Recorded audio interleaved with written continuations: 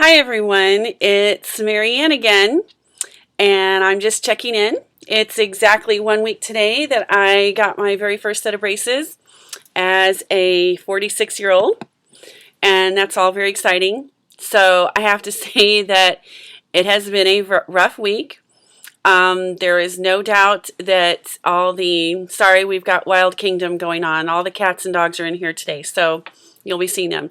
But so memo to self, um, the first couple weeks are going to be kind of rough because it takes so long for the inside of the mouth and the cheeks to handle all the hooks and the brackets that are, digging in.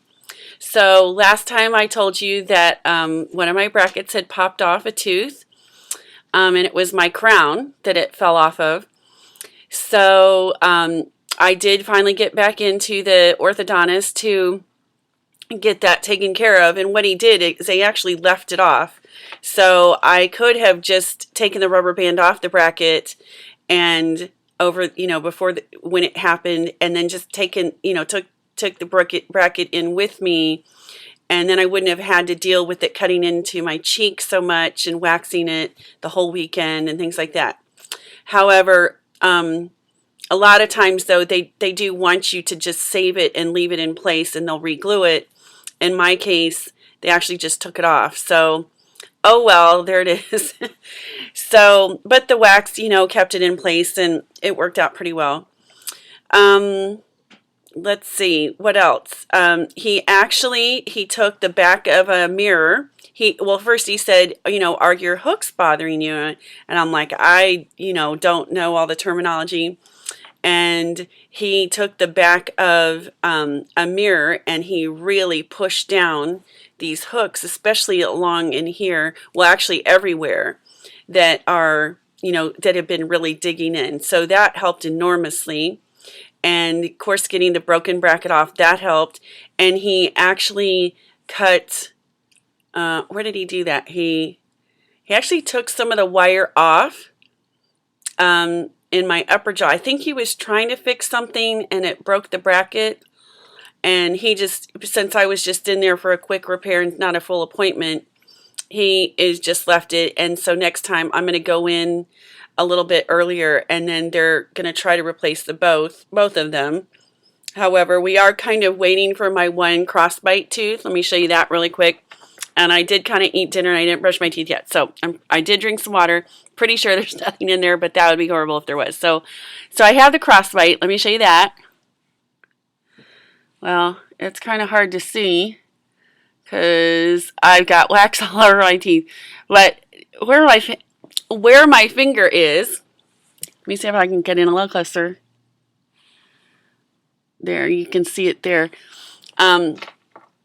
The bottom molar is sticking out, and the upper molar is sticking in. So I don't know, something like that. So it's we're waiting for that lower molar to get pushed in, so that then the crown next to it, it will be able to hold and not be pushed out. Anyways, it's just because of where the teeth are, it's going to make it really hard for that bottom bracket to stick to the crown. And crowns are notorious for not holding brackets. And what will probably happen is he will probably have to put, what are those, the bracket that goes around the tooth. I guess I keep using the word bracket. I must not have the right words for everything. A band. That's what he'll do. He'll probably have to do a band, which is kind of frustrating because it's up, near the front of my mouth. So anytime I open my mouth, then there's going to be this ugly band. So not looking forward to that, and the whole spacer thing, and crowns are expensive, and I don't want anything to happen to that crown. So that happened, but I have to say, once the hooks got pushed in, things got to be a lot better. And I should warn people, when your mouth is cut up, don't forget that acidic foods like tomato sauce and ketchup, or even pears or oranges or citrus and all that kind of high acid food, is going to just kill on the inside of your cheeks.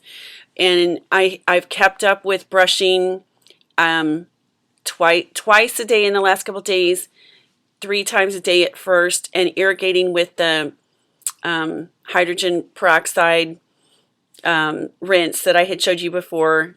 I forget the name of it, in the little blue bottle. And it burns. I'm almost in tears when I brush my teeth because it just hurts so bad. But I'm surviving. And I have to say that today, even though I have less wax on today than I have in the past, and today I actually felt like these things on my teeth were actually a part of me now. You know, this whole first week I've been struggling with this, oh my gosh, this foreign thing, and talking to my son who had braces, and he already has them off, and he's like, yeah, duh, that's all what happens. And to me, it's just like, oh my goodness, you know, I'd almost take my rheumatoid arthritis over some of this stuff. But anyways, it's all good. I actually think that this one lower tooth here was kind of tucked a little bit behind these teeth here. And as I run my tongue across there, I don't feel that ridge anymore. So it's possible, and I don't want to say anything, but it's because it's only been a week. But a lot happens this first month, especially the first 3 months. And it's possible that that tooth might have already moved into a better place. Flossing, oh my goodness, especially with your cheeks all torn up, is next to impossible. So the water pick is an absolute lifesaver. I know it doesn't do the same job, but it is, you can't even pull your cheeks out to do anything, and then it's very confusing. I did try to floss this one tooth, and I forgot. I thought that was the part where the wire had been cut off, but it wasn't. And I almost like ripped the wire and bracket off, you know, just the rubber bands and things off. So it's very confusing until you get more familiar with your mouth and how this all works. And I think all in all, flossing with braces is just pretty much a nightmare, no matter where you are with it. So, and the problem, I will have to say this, that my son who had braces all that time, number one, he was never a big flosser, which shame on him, but he has not picked up flossing since he got his braces off, nor did he ever do it when he had braces on. And I will tell you that his gums have come halfway down his middle teeth. They're swollen, and he just came back from the dentist, and he's got all kinds of gingivitis.